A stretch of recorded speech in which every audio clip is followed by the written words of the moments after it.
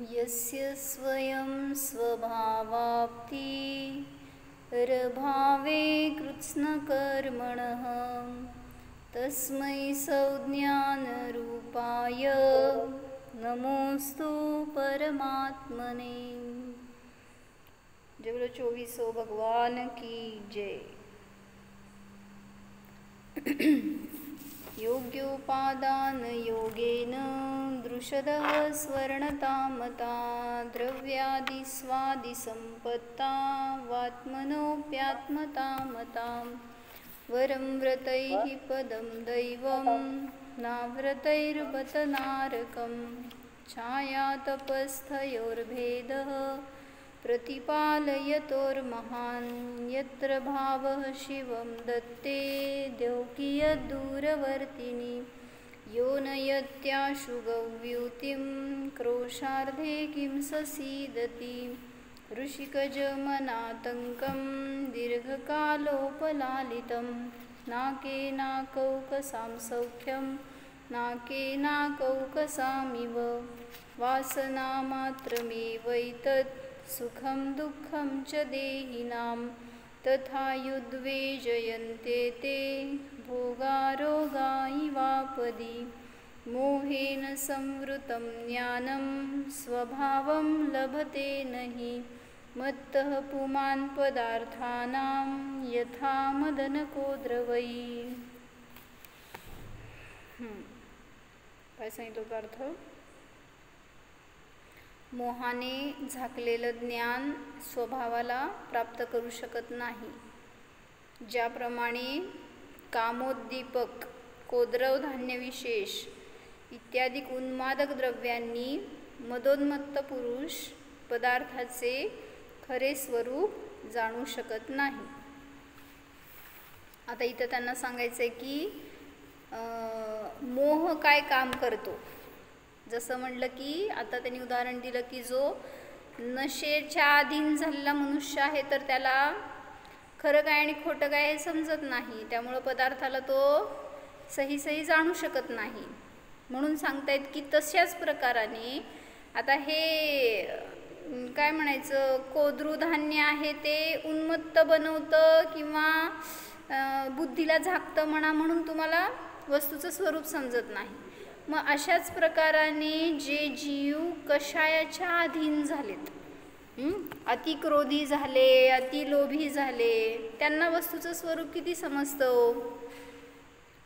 म्हणजे हित कशात अहित कशात ह्याचा विवेक सुद्धा राहत नाही। म्हणून सांगतायत की जसं ते व्यसनी जीव असतील तर त्यांना सत्य असत्य योग्य अयोग्य ह्याचं ज्ञान होत नाही, त्याचप्रमाणे जे कषायाच्या अधीन झालेले जीव आहेत ते पण उन्मत्त पुरुषाप्रमाणे आहेत, त्यांना सुद्धा वस्तूचं यथार्थ स्वरूप समजत नाही।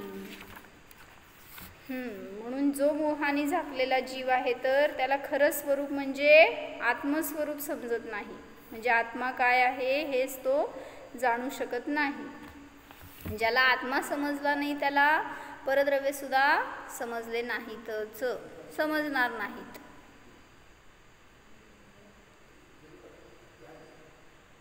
आत्मा तर अमूर्त आहे, मूर्तिक कर्म जड आहेत।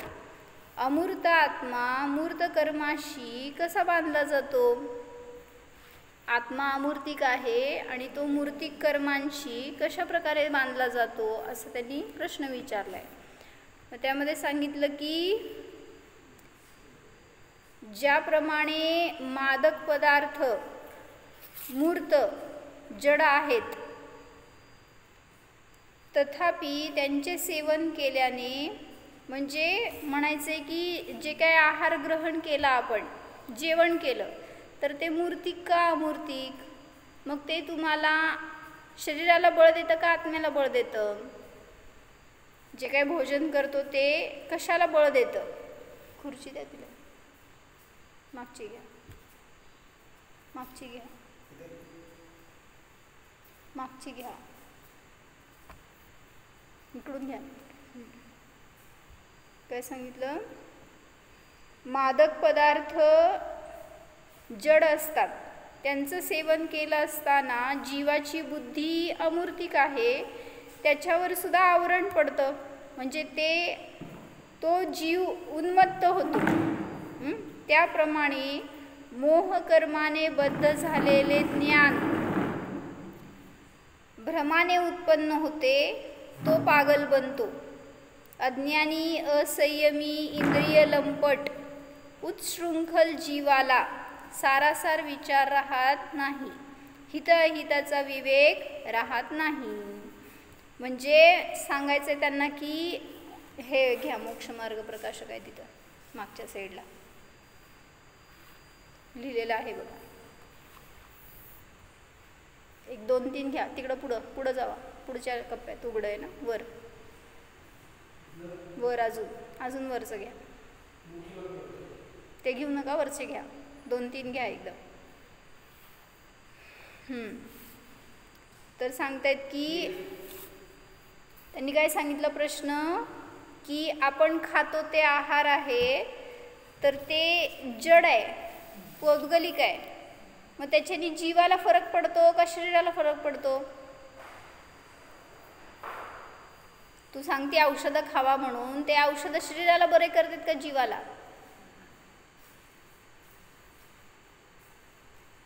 इकडंच बसा, मग तिथं येऊन पुरुष बस. जे औषध खातो ते कोणाला बरं करतात, जीवाला की जे खातो औषध शरीराला बरं करते का जीवाला? शरीराला, जीवाला नाही पण ते शरीराला. मग आता ते दारू पितात ना, मग शरीर खराब झालं का बुद्धी? तुम्हाला शरीरावर झाला परिणाम का बुद्धी त्याची भ्रमिष्ट झाली जेव्हा दारू पिला? औषध निराळं, दारू निराळे, सगळं तेच झालं की. त्यांना म्हणायचंय पौद्गलिक आहे सगळं. मग ते जीवाच्या बुद्धीला, तुम्ही म्हणता बदाम खाल्ल्यावर बुद्धी वाढती, कसं वाढती बरं? म्हणजे म्हणायचं त्यांना की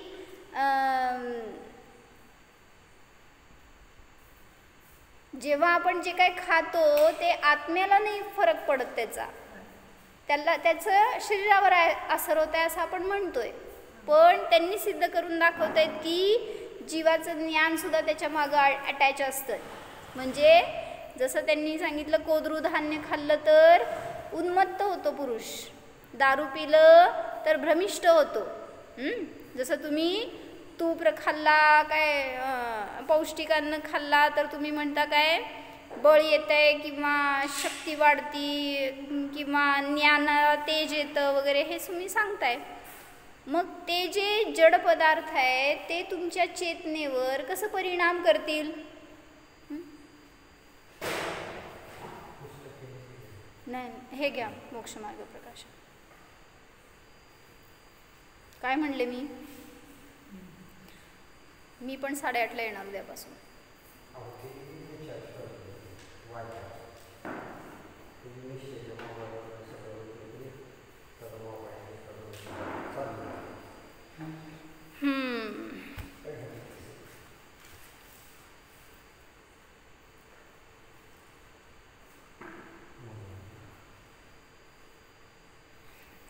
तर काय सांगितलं की तुमची बुद्धी उन्मत्त होती आहे, म्हणजे ते व्यसन तुमच्या ज्ञानावर पण अफेक्ट करते.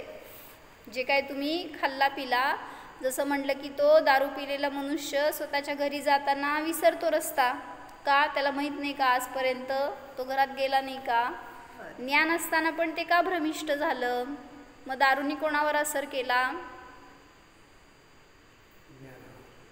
म्हणजे त्यांना म्हणायचंय की मग कर्म मूर्तिक असतात, आत्मा अमूर्तिक असतो, तर त्या अमूर्तिक आत्म्याला ते कर्म कसे बांधतात, कसे पकडतात, संसारात कसे काय ते अडकवतात? कर्म आहेत म्हणून तुम्ही संसारात आहे ना. मग त्यांनी विचारतायत की असा आत्मा का अडकला जातो मूर्तिक कर्माकडून? आता एखादी इनविजिबल वस्तू आहे, त्याला धरा बघू, तुम्ही धरू शकत नाही. मग कसं काय तिथं आत्मा इनविजिबल असताना त्या विजिबल कर्माकडून कसं काय बांधला जातो? मग हे समजून देण्यासाठी उदाहरण दिलं त्यांनी की जसं तुम्ही काय खाल्ल्यावर तुमच्या ज्ञानावर परिणाम झालेला दिसून येतो. मग ते खाल्लेली वस्तू तर जड आहे, पण झाला परिणाम ज्ञानावर म्हणजे ज्ञान तर चेतन आहे, अमूर्तिक आहे, पण तरीसुद्धा परिणाम झालेला दिसून येतो.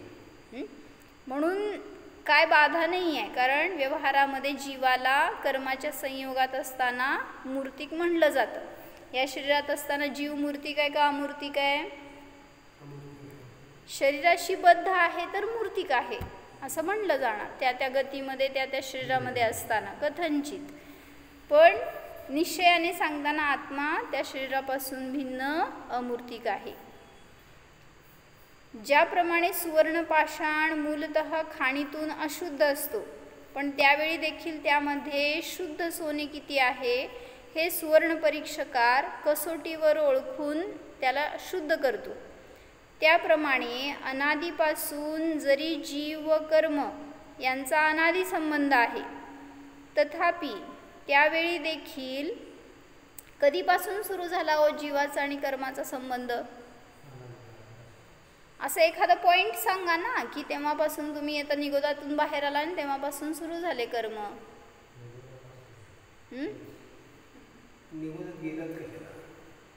निगोदातच आहे हो, जन्मला तिथंच, म्हणजे काय म्हणायचं अनादीपासून निगोदातच होता, नित्य निगोदी. निगोदात कुठून आला हो?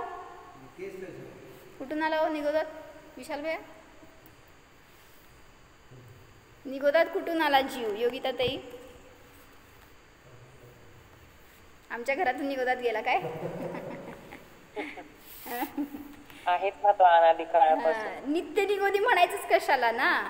नित्य निगोदी म्हणजे जो आजपर्यंत तिथून बाहेर पडला नाहीये, अनादीपासून तिथंच आहे, कधीच तिथून बाहेर पडला नाही, पण बाहेर पडू शकतो. म्हणजे नित्य तिथंच राहील असं नाही आहे, अनादी अनंत. कधी ना कधी तो बाहेर कधी पडेल पण नाही, पण फक्त त्यात योग्यता आहे बाहेर पडण्याची, पण आजपर्यंत पडला नाही आहे. तर तिथेच कर्मांचं उपार्जन आहे त्या निगोदी दशेपासून. म्हणून सांगितलं तेव्हापासून कर्मांना गोळा केलेला आहे, तर त्यांच्याशी जीवाचा कसा संबंध आहे? अनादी संबंध आहे असं म्हणलं गेलं. जीव व कर्माचा अनादी संबंध आहे, तथापि त्यावेळी देखील विद्यमान असलेल्या त्याच्या शुद्ध ज्ञान स्वभावावरून ज्ञानी पुरुष भेदविज्ञानाने आपल्या शुद्ध ज्ञान स्वभावाचा अनुभव करतो. निगोदातून निघाला आणि सगळी जर्नी करून आला, एकेंद्रिय द्विंद्रिय त्रिंद्रिय चतुरेंद्रिय पंचेंद्रिय मनुष्यामध्ये आलाय किंवा संज्ञी पंचेंद्रिय झाला कुठल्याही गतीमध्ये. तिथं जेव्हा स्वभावाला जाणलं त्यावेळेस तिथं त्या अनादी कर्मबंधाला तोडायला किती वेळ लागला? जसं परवा उदाहरण दिलं होतं की 1000 वर्षापासून अंधकार आहे एका खोलीमध्ये, तो घालवायचा तर कसं घालवायचा? किती वेळ लागणार तो अंधकार गोळा करून बाहेर टाकायला? म्हणजे सांगायचंय तिथं की तुम्हाला तो अंधकार नष्ट करायला एक क्षणभर सुद्धा बास आहे. अगं इकडे म्हणजे तिथं वेळ लागत नाही अंधकार नष्ट करायला. मग तसं म्हणलं की कर्मांचा अनादीपासून बंध झालेला आहे जीवाशी. मग इतके ते प्रबळ आहेत, काय म्हणायचं, इतके सघन आहेत ते, इतके जास्त आहेत ते कर्म, त्यांना नष्ट करायला किती वेळ लागणार? त्यांना भेदायला किती वेळ लागणार? एका क्षणात हा मी चिदानंद या कर्मापासून भिन्न आहे, भेदला कर्मापासून जीवाला.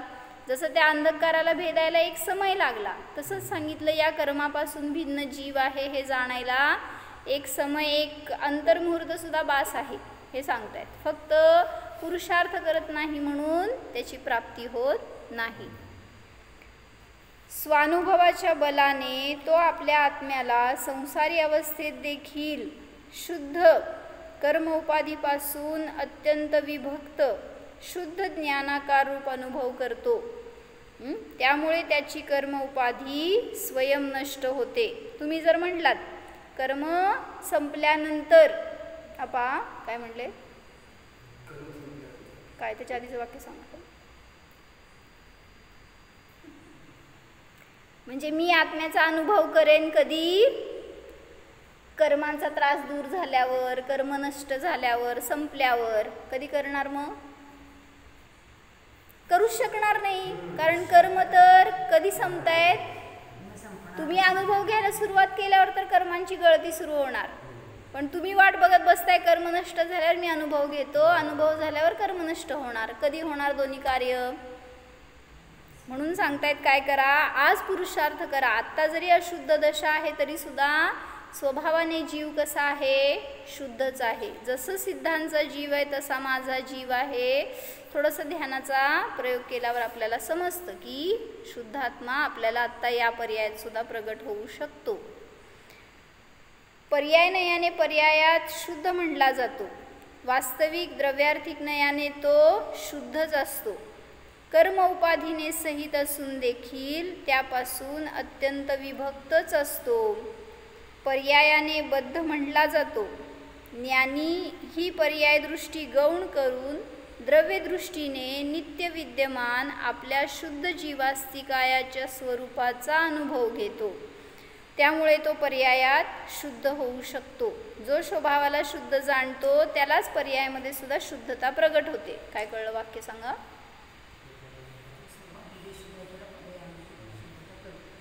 स्वभावाने तर शुद्ध आहेच, पण जो स्वभावाने शुद्ध आहे हे जाणतो त्याला पर्यायामध्ये शुद्धता प्रगट होते. काय कळलं सांगा वाक्य?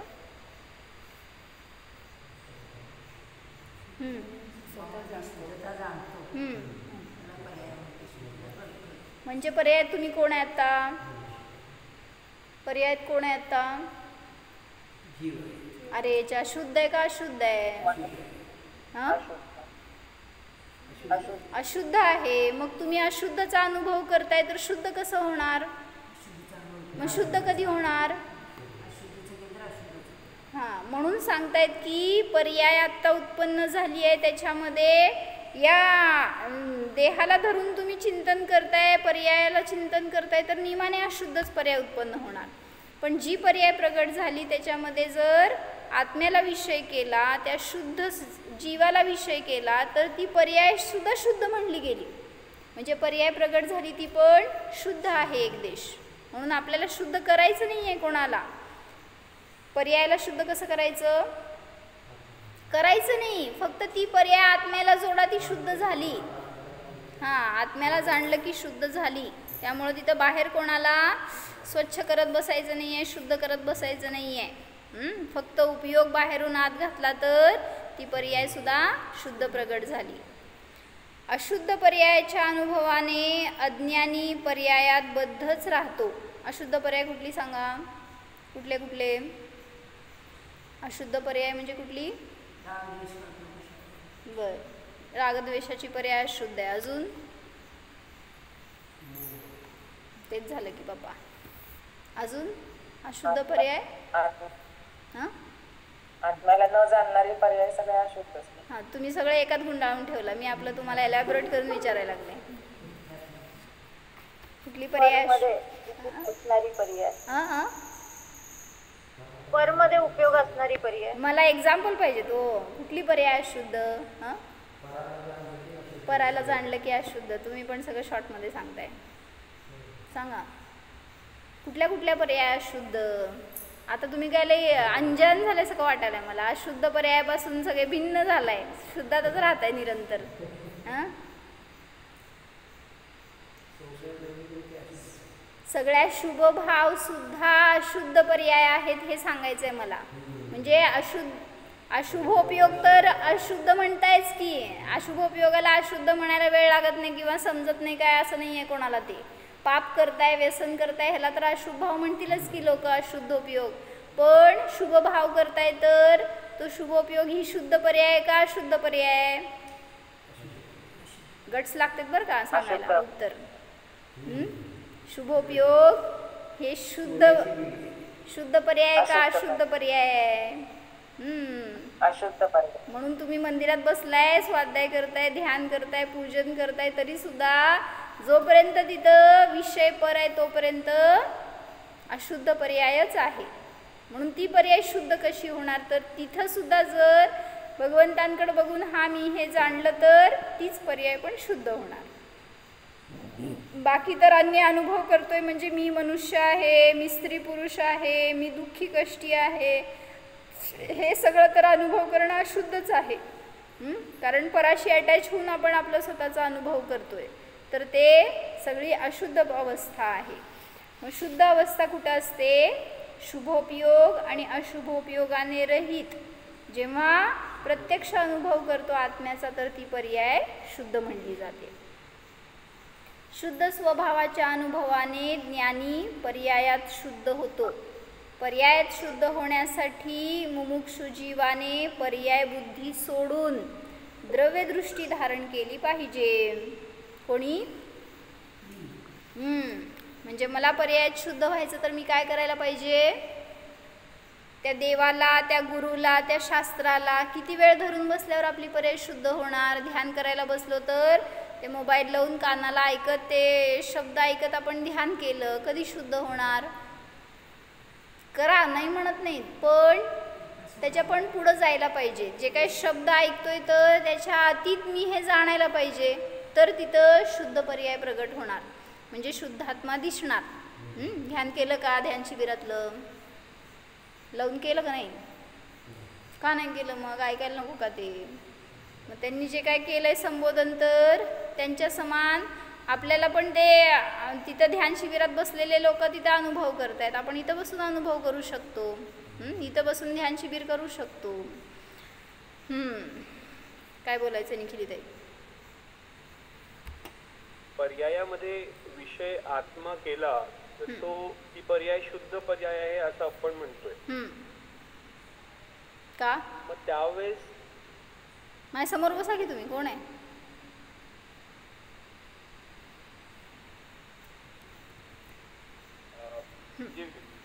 जेव्हा आपण त्या पर्यायामध्ये आत्म्याला विषय करत आहोत, तेव्हा आपण ती परिणती किंवा ती पर्याय शुद्ध आहे असं आपण म्हणत आहोत. तर तेव्हा जो आपला उपयोग आहे, तो उपयोग, तो विषय आत्मा आहे हे जाणण्यात आहे. मग तो उपयोग शुद्ध उपयोग झाला का? बरोबर आहे. जेव्हा आपण ज्ञानाने एखाद्याला जाणतोय, बरोबर, ज्ञानाची प्रत्येक पर्याय कुठल्या ना कुठल्या विषयाला ग्रहण करते. मग तो विषय कुठला असतो? तुम्ही डोळे झाकलाय, कोणाला विषय केला हो ज्ञानामध्ये? अनेक विषय आहेत, सगळे पर आहेत, हे सांगायचं आहे मला. जोपर्यंत आत्माविषय नाही मिळाला तोपर्यंत सगळे विषय पर आहेत. मग जेव्हा मी आत्म्याला जाणतोय, तो विषय करतोय, तर तेच ज्ञान शुद्धोपयोग म्हटलं जातं. कारण विषय शुद्ध आहे तर ती पर्याय सुद्धा शुद्ध झाली. मग विषय पर आहे तर ती पर्याय अशुद्ध उपयोग म्हणली गेली. काय म्हणताय? म्हणजे तुमचं क्वेश्चन काय आहे मला नाही कळलं. शुद्धोपयोग म्हणजे काय असं विचारायचंय का? आणि शुभोपयोगामध्ये असताना सुद्धा विषय जर आत्मा होत असेल, शुभोपयोगामध्ये जल्प होतात. म्हणजे जसं तुम्ही ध्यानाला बसलाय आणि विचार करताय मी शुद्ध आहे, मी एक आहे, हे जल्प आहेत, हे शब्द आहेत. शब्द म्हणजे आत्मा नाही आहे. मग शब्दाच्या पुढं जाऊन जे फील करणार ना, तो आत्मा आहे. मग शब्दाला विषय करणार तोपर्यंत शुभोपयोग आहे, तोपर्यंत बाहेर आहे, परा झालो आपण अजून ते. कारण आजच मी एक काय ऐकलं की जीवद्रव्य म्हणजे जीव शब्द म्हणजे जीवद्रव्य नाही आहे. काय म्हटले सांगा? जीवद्रव्य म्हणजे जीव शब्द नाही आहे, किंवा जीव शब्द म्हणजे जीवद्रव्य नाही आहे. म्हणजे काय सांगा?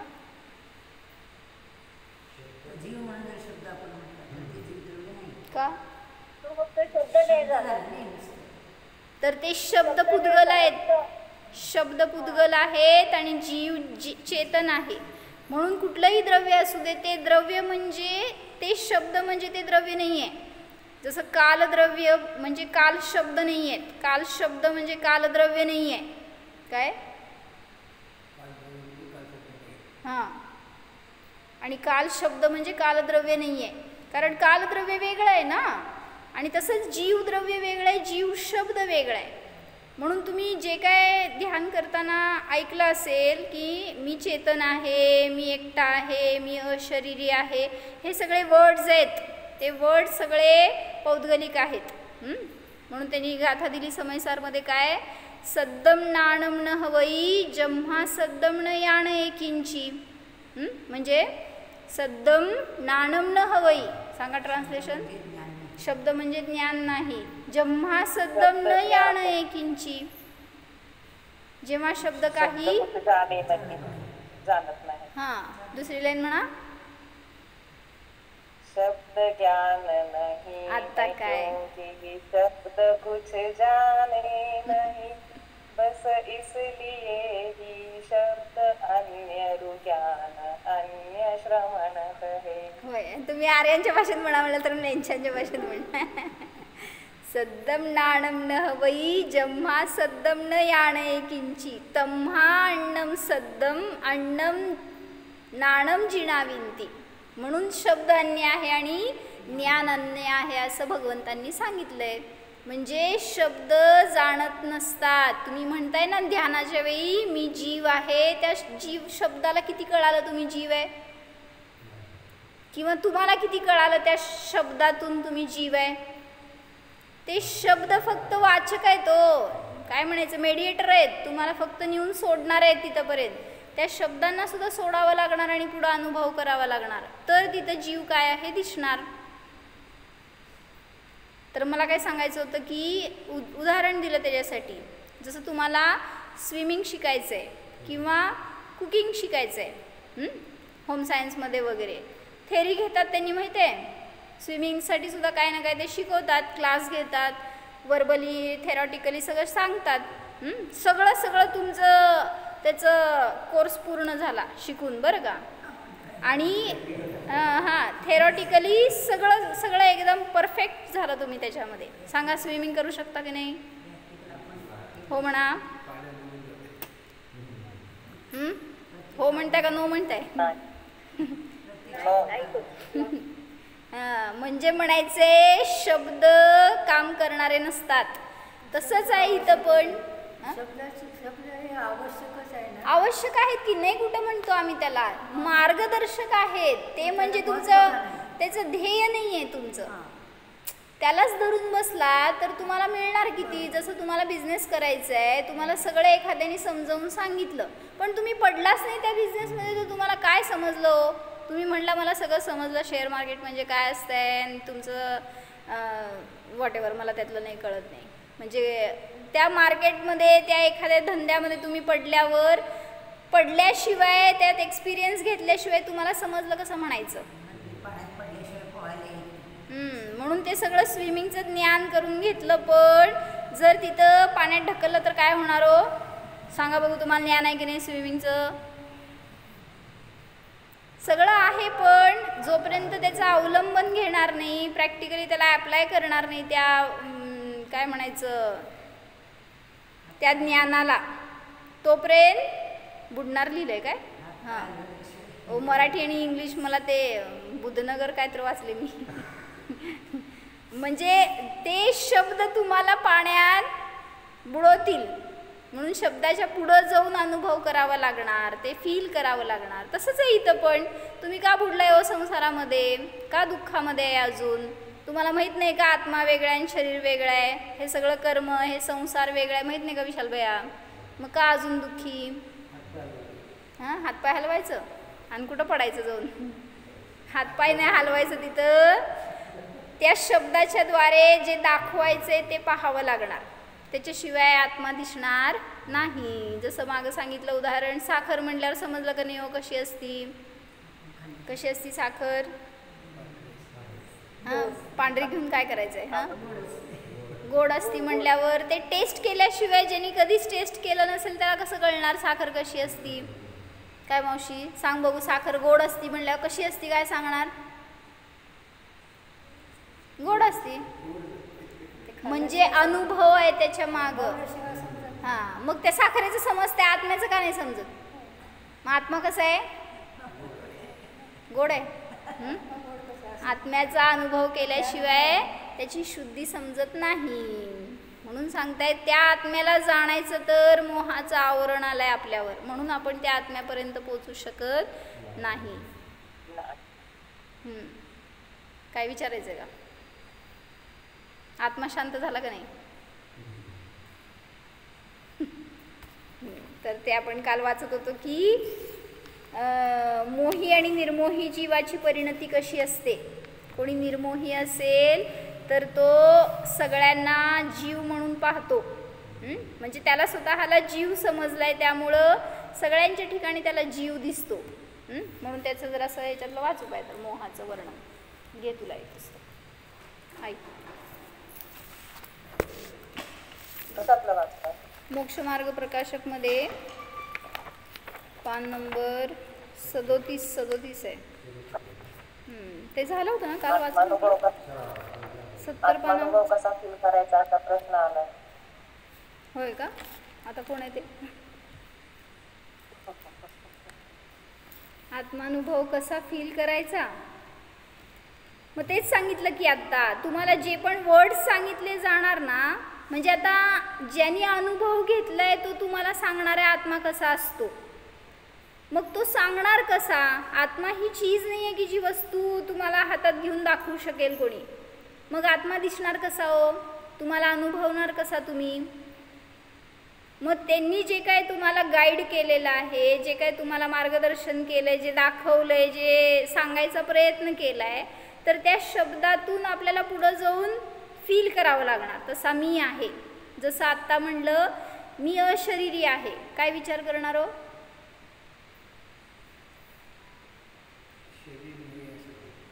म्हणायचं नाही आहे, अनुभवायचं आहे ना तुम्हाला. कशावरून सांगा बघू अशरीरी आहे, कसा अनुभव करणार? सांगायला येणार ना, सांगायला पाहिजे, म्हणजे तुम्हाला समजवायचं समोरच्याला तुम्ही अशरीरी आहे. सांगा विशाल भैया, कसं अशरीरी आहे?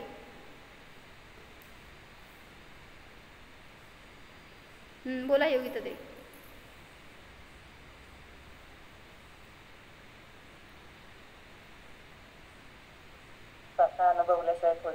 नाही, मी सांगते की तुम्हाला, थांबा.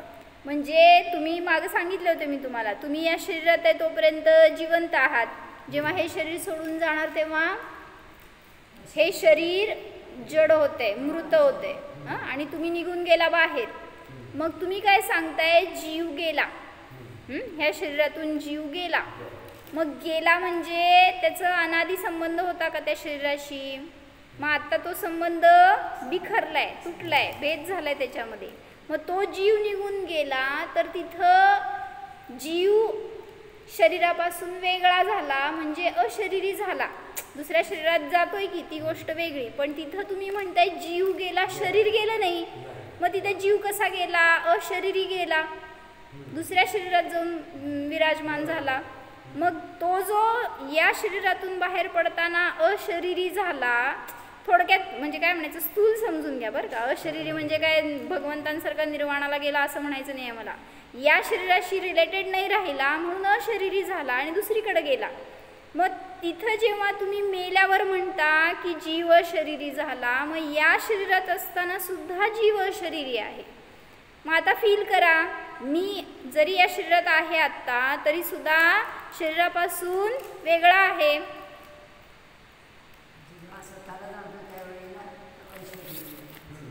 काय वाचावं मेसेज?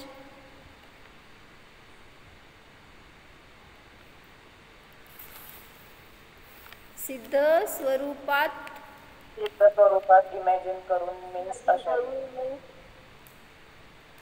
अशरीरी वेगळं. तेच ना, सिद्धांत समान मी अशरीरी आहे, पण ते सगळ्या कर्मांनी सगळ्या शरीरांनी रहित होऊन सिद्ध झालेत. मग तसं मी आता या शरीरातून बाहेर पडताना या शरीराला घेऊन बाहेर पडलो का? म्हणून अशरीरी म्हणलं या शरीराच्या अपेक्षेने. मग जेव्हा तुम्ही बाहेर पडताना जीव गेला म्हणताय, तर इथं सुद्धा असताना जीव आहे, तो ते शरीर नाही आहे.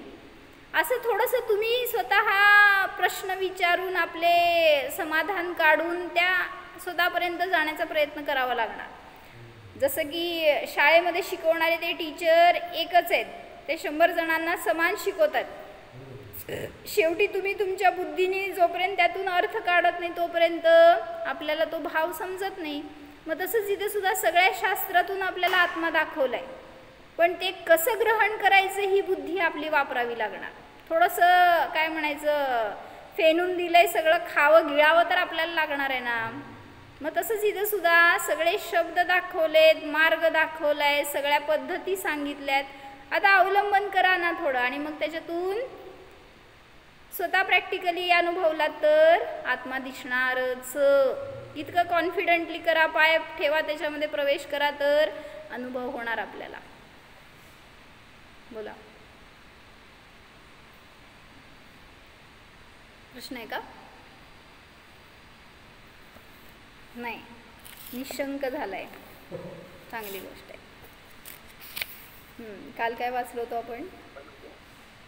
बरं, ते थोडंसं वाचू का मी ह्याच्यातलं? काय भरताचं आणि रामाचं काल वाचत होतो ते वाचू. ह्याच्यात नाही आहे, मोक्षमार्ग प्रकाशकमध्ये नाही आहे. तर काय सांगितलं होतं त्याच्यामध्ये? आणलंय का पुस्तक? हाच होता, तुमच्याकडे दिलं आहे. हां, हे सीता म्हणून मी कवर घातलं, याला दिसायचं नाही तुम्हाला. शीलवती सीता म्हणून एक पुस्तक आहे, आता नवीन प्रकाशित झालेलं एका पंडितजींचं. मिळालं कुठून तर मिळवा. तर त्याच्यामध्ये त्यांनी असं अध्यात्मपूर्ण रामायण सांगितलं आहे. मग त्यामध्ये त्यांनी थोडंसं एक पॅरेग्राफ वाचते फक्त त्यातलं, की राम आणि भरतामध्ये कसं कॉन्व्हर्सेशन झालं जेव्हा भरत दीक्षा घ्यायला निघाले. भरत म्हणजे कोण? रामाचे भाऊ भरत, भरत चक्रवर्ती नव्हे. तर त्यांनी सांगतायत की जेव्हा भरत म्हणाले की दशरथला वैराग्य झालंय तर मला सुद्धा संसार करायचा नाही आहे. दशरथ कोण? भरताचे कोण? वडीलच की. हां, मग वडिलांना वैराग्य झालं तर भरत सुद्धा उठले की मी सुद्धा दीक्षा घेणार. मग कैकेयीने अडवलं की तू राज्य करावं, म्हणजे दोघं जण निघून गेल्यावर मी काय करू, असं तिचं मोह. म्हणून ती नवऱ्याला नाही थांबवू शकत, तर मुलाला थांबवण्यासाठी तिने राज्य मागितलं. आणि मग त्यावेळेस तिथं राम म्हणाले की तू राज्य कर, मी वनात जातो. बरं का, इथंपर्यंत वाचलं होतो काल आपण. मग त्यांनी सांगितलं भरतानी काय सगळं अध्यात्मपूर्ण त्यांनी त्यांचं डिस्कशन चाललं होतं. कभी भी हम सामने वाले को, हे वाचलं होतं, निर्दोष नहीं देख पाते, अपनी कषायों को दुःख का कारण नहीं देख पाते. दुःखाचं कारण काय आहे? तो बाहेरचा पर नाही आहे, तर माझे कषाय मला दुःख देणारे आहेत. अपने साता साता का उदय नहीं समझ पाते, अपना निर्दोष स्वभाव समझ में नहीं आता. भैया मैं संसार शरीर भोगों से सबसे निवृत्त हो जाना चाहता हूँ, असं तो म्हणतोय भरत रामाला. मग रामाने विचारलं क्या मतलब है भरत? भरत, भैया जिस प्रकार उड़ते हुए तोतों को, तोता असते ना, तोतों को देखकर पिंजरे के तोते को के पंख फडफडाने लगते हैं. असं पक्षी आकाशात उडताना पाहून त्या पिंजऱ्यात असणाऱ्या पक्ष्यांना सुद्धा तशी फील येते आणि ते सुद्धा तिथं अनुभव करतात, फडफडायला लागतात त्यांचे पंख. उसी प्रकार मेरा हृदय भी पिताश्री का दीक्षार्थ वनगमन सुनकर संसार शरीर भोगों से उदास होकर दीक्षार्थ वनगमन के लिए उत्साहित हो रहा है. समजलं? म्हणजे जसं त्यांना प्रेरणा मिळते, ते जसं लगेच प्रोत्साहित झाले दीक्षेसाठी, तसं मला सुद्धा दीक्षा घेण्याचे भाव आहेत. राम चकित झाले. क्या कह रहे हो भरत? भरत, सच कह रहा हूँ भैया, पिताश्री दीक्षा अंगीकार कर रहे हैं, मुझे भी वही मार्ग उचित लगा है. राम, तुम्हारे प्यारे भाई राम का आदेश है, अभिषेक राम का नहीं भरत का होगा. राज्याभिषेक. भरत, मैं पूज्य जनों के रहते हुए यह गुरुतर भार मुझसे न संभलेगा, मैं निर्भर रहूं, इसमें आपको आपत्ति है क्या भैया? राम बोले, जो कार्य करने पड़ते हैं उन्हें निर्लिप्त भाव से प्रेम और विवेक पूर्वक करते जाओ, विलंब ना करो. म्हणजे करावं लागणार आहे तर कसं करायचं हे मार्गदर्शन केलं भावाने. राज्याभिषेक की मंगल बेला न टले, शीघ्रता करो, हम सब एक है. भरत, आता मोठा भाऊ सांगतोय म्हणल्यावर भरताला त्याची आज्ञा पण मानणं अनिवार्य होतं. म्हणून भरत म्हणाले की राज्य आप ही करेंगे, कोणाला? रामाला. मुझे क्या इतना पतित और स्वार्थी समझ रहे हैं क्या?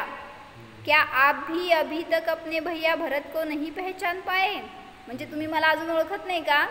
मी पण उस्ताद आहे असं म्हणायचं होतं त्याला. राम म्हणाले, मैं अच्छी तरह जानता हूँ अपने अनासक्त वैरागी भाई भरत को, परंतु मेरा अनुरोध न मानोगे बंधू. मी मोठा आहे तर माझं ऐकणार नाही का तू? तुम्हें मेरे वचनों के रक्षार्थ अयोध्या का सिंहासन संभालना ही होगा. भरत बोले, क्या सोचा था, क्या हो गया? आत्ता असं क्षणापूर्वी विचार होता की वडिलांसोबत आपल्याला दीक्षा घ्यायची आहे, आणि आता काय हे विचार आपल्याला काय दिसायला लागले? हे क्या हो रहा है? एकाकी रहकर कहाँ आत्मरहस्य की खोज में जीवन समर्पित करना चाहता था और कहाँ यह राज्य की सुवर्ण श्रृंखला में जकड़ गया. मेरी ओर देखो बंधू, क्या मैं इतना कठोर दंड सह सकूंगा? रामाला भरत म्हणतोय की मला हे काय सहन होणार आहे का इतकं तुझं तू जे भार माझ्यावर देतोयस? राम, सब कार्य हमारी इच्छानुकूल नहीं हुआ करते. सगळे गोष्टी संसारात आपल्या इच्छेनुसार होत नसतात. हमें वर्तमान को बिना झिझक स्वीकार करना ही उचित है. सगळे शब्द आपल्याला लावून घे बरं का आपल्या संसारामध्ये. काय सांग वाक्य? काय वाक्य? होत नाही. त्याच्यानंतरचं वाक्य, वर्तमान को बिना झिझक स्वीकार करना ही उचित है. जे काय वर्तमानात चालू आहे ते मान्य आहे असं म्हणून पुढं सरका तर निर्विकल्प राहू शकता. असं का म्हणला की समजून घ्या, दुःख संपलं नाही. हम जिस वस्तु से जितनी दूर भागते हैं वह उतनी ही शीघ्रता से हमारे निकट आती है. उदाहरण सांगा. आपण एखाद्या गोष्टीपासून जितकं दूर पळतो तितकं ती वस्तू आपल्या नजदीक येते. उदाहरण,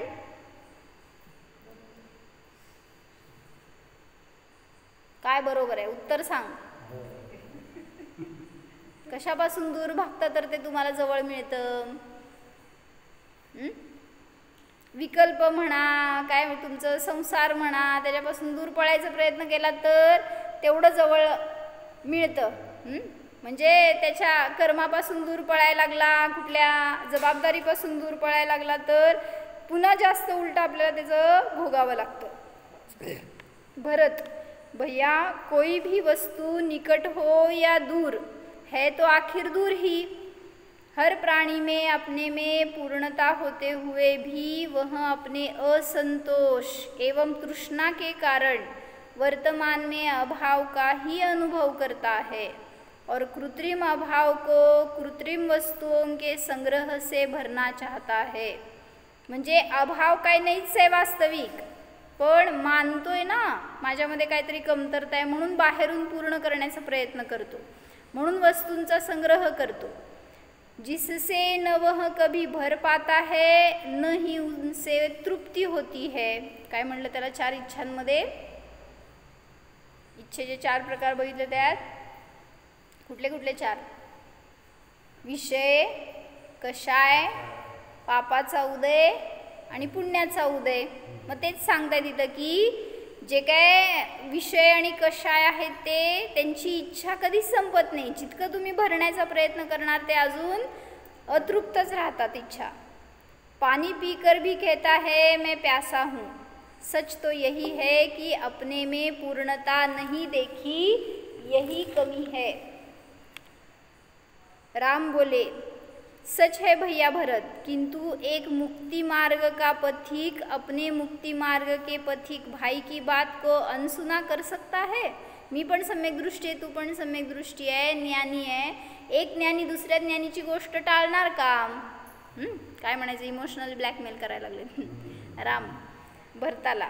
भरत म्हणले, भैया मुझे आप अत्यधिक कठोरता की कसोटी पर कस रहे हो. तुम्ही मला तेच की म्हणायचं इमोशनली ब्लॅकमेल करताय, मी काय करू आता? परंतु मेरे प्रिय अग्रज तुम अपने वचनों पर दृढ़ हो, परंतु एक निवेदन मेरा भी स्वीकार करो. राम म्हणाले, सांग काय? भरत म्हणाले, यह की राज्य तुम्हारा है, तुम्हारा ही रहेगा. मेरे पास वह केवल धरोहर के रूप में सुरक्षित रहेगा। तुम्हारा आगमन होते ही तुम्हें सौंपकर मैं अपने आत्म साम्राज्य में विचरूंगा। राम म्हणाले डन।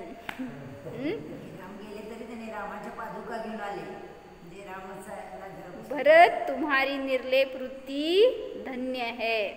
मग भरत म्हणाले म्हणजे एकमेकांना कसं बहुमान देत आहेत ते बघा। आपण दुसरा मला छान म्हणलं की आपण लगेच त्याच्याकडे दृष्टी जात नाही आपली, मी छान हेच दिसतंय आपल्या डोळ्याला। मग त्यांनी म्हणतायत राम भरतालाच प्रशंसा करतोय आणि भरत रामाची प्रशंसा करतायत। हे बघा आता परत सांगितलं भरतानी, राम म्हणाले तू धन्य आहे, तुझी निर्लेप वृत्ती धन्य आहे। भरत म्हणाले लगेच भैया आपकी निर्लेप वृत्ति को क्या कहूँ, जब आपका राज्याभिषेक होने जा रहा था, आत्ता राज्याभिषेक होणार होता, तरी पण तो भी आपके चित्त में हर्ष नहीं था, और अब आप वनगमन कर रहे हैं तो चित्त में विषाद नहीं है। कसली निर्लेपता, जे आहे ते स्वीकार, राज्यावर बसा ठीक आहे, नाही बसा जावा ठीक आहे। इतकी सरळता, इतकी काय म्हणायचं टोक, दोन टोक आहेत त्या परिस्थितीचे। मग त्यांचं बघून काय आपल्याला उपयोग सांग, त्यांचं त्यांच्यासाठी नाही बघायचं, आपल्यासाठी बघायचं आहे। दोन पूर्ण ऑपोजिट कंडिशन्स आहेत, पण त्याच्यामध्ये त्यांना किती स्थिरता, त्यांची समता कशी, मला का नाही राहत तशी। मग कोणी येऊन स्तुती करेल तरी पण मी स्थिर राहतो का, आणि कोणी येऊन निंदा करेल तर स्थिर राहतो का, कोणी गोड बोलेल कोणी कडू बोलेल तर तिथं मी स्थिर राहतो का। मग करा ना हे उपयोग, आपल्याला ऐकून काय उपयोग आहे सगळं हे। मग त्याचा आपल्या जीवनामध्ये अवलंबन करता आलं तर समजून फायदा झाला। म्हणून मग त्यांचं जीवन आपल्यासाठी प्रेरणादायी असतं। जे काय प्रथमानुयोगाच्या कथा येतात त्याच्यातून ते त्या संसारातून बाहेर पडलेत, सुखी झालेत, तो मार्ग आपण करायचा नाही का अवलंबन। आपल्याला सुखी व्हायचं आहे की नाही, नुसतं त्यांचं ऐकून ऐकून सुखी होत नाही। शब्द आहेत ते सुद्धा काय करतायत, शब्द काय फक्त दाखवतायत, त्याच्या पुढं जाऊन तसं आपल्याला फील करावं लागणार तर त्या शब्दांचा आपल्याला उपयोग होणार। म्हणून सगळे शब्द आपल्याला फक्त काय म्हणायचं बाहेरपर्यंत सोडतायत आत्म्याच्या, त्याच्या पुढं जाऊन आपल्याला आत्मा जाणावा लागणार, तर संसाराचा दुःखाचा नाश होणार। हो सांगा विशाल काय जोरात।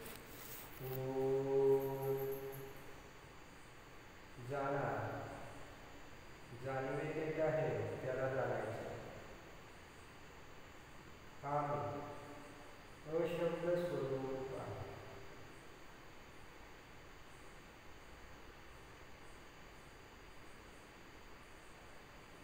हा चैतन्य स्वरूप आहे।